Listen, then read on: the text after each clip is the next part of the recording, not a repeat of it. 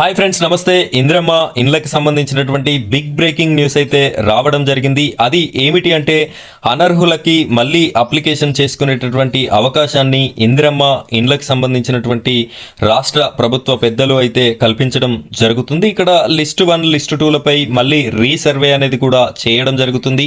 List 1, list 2, list 3 ఇవి categories ఏవైతే ఉన్నాయో ఇవి తప్పుగా రావడం జరిగింది.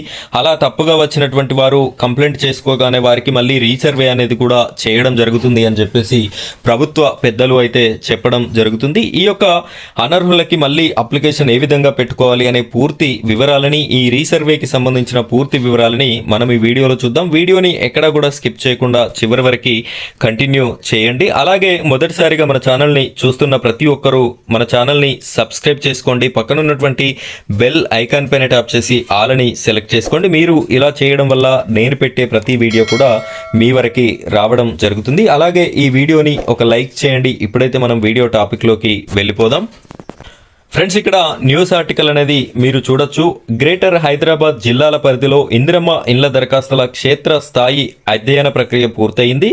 గ్రేటర్ పరిధిలోని హైదరాబాద్, రంగారెడ్డి, మేడ్చల్, మల్కాజ్గిరి జిల్లాల్లో ఇందిరమ్మ ఇండ్ల కోసం 10,70,859 దరఖాస్తులు అందాయి. వీటిలో చిరునామాలు గుర్తించలేకపోయినవి 10,000 లోపు ఉంటాయని సమాచారం. ప్రస్తుతం వారు ఎక్కడ ఉంటున్నారో పరిసరాల్లోని వారు సైతం చెప్పలేకపోతున్నారని ఓ ఉన్నతాధికారి ఈనాడుతో తెలిపారు. 99% దరఖాస్తుల పరిశీలన పూర్తి చేసిన అధికారులు నివేదికను ఉన్నతాధికారులకి అందించారు. క్షేత్ర స్థాయి పరిశీలన తర్వాత దరఖాస్తులను 3 భాగాలుగా విభజించారు.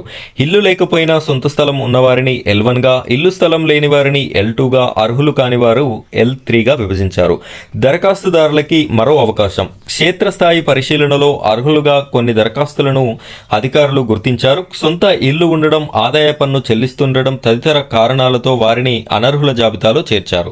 వారికి మరో అవకాశం ఇవ్వాలని ఉన్నత స్థాయిలో అధికారులు భావిస్తున్నారు. అనర్హులుగా వారిని పక్కన పెడితే ప్రభుత్వానికి చెడ్డ పేరు వస్తుందన్న అభిప్రాయంతో ఆ జాబితాలోని వారికి మరో అవకాశం ఇవ్వాలని అధికారులు ప్రాథమికంగా ఒక అభిప్రాయానికి వచ్చినట్టు సమాచారం. 3 విభాగాలకి చెందిన జాబితాను గృహ నిర్మాణ శాఖ వెబ్సైట్లో అందుబాటులో ఉంచేందుకు కసరత్తు చేస్తున్నారు. ఆ జాబితాలోని వారు అర్హులమని నిర్ధారించేందుకు అనువైన అంశాలతో మరో దఫా దరఖాస్తులను ఆహ్వానించి వాటిని పరిశీలించడంతో 1కి 2 సార్లు నిర్ధారించుకున్నట్లు అవుతుందని అధికారులు యోచన. జాబితాను వెబ్సైట్లో ఉంచడంతో పాటు చరవాణికి సంక్షిప్త సందేశాలు పంపేందుకు ఉన్న అవకాశాలను పరిశీలిస్తున్నట్లు ఉన్నతాధికారి ఒకరు వివరించడం జరిగింది.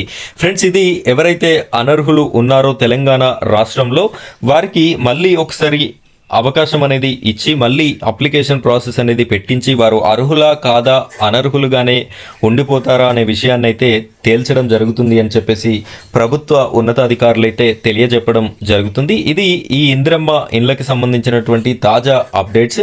ఇలాంటి లేటెస్ట్ ఇందిరమ్మ ఇండ్ల అప్డేట్స్ అన్నీ కూడా మన ఛానల్లో రావడం జరుగుతుంది. ఇలాంటి న్యూస్ ఎప్పటికప్పుడు మీకు రావాలి అనుకుంటే మన ఛానల్ని సబ్స్క్రైబ్ చేసుకోండి. పక్కన ఉన్నటువంటి బెల్ ఐకాన్ పైన ట్యాప్ చేసి ఆల్ అని సెలెక్ట్ చేసుకోండి. ఇలా చేయడం వల్ల ప్రతి అప్డేట్ కూడా మన ఛానల్ నుండి మీ వరకు రావడం జరుగుతుంది. ఫ్రెండ్స్, ఇది ఇవాల్టి వీడియో నచ్చితే లైక్ చేయండి. అలాగే మన ఛానల్ని సబ్స్క్రైబ్ చేసుకోండి. Thank you friends, thank you very much.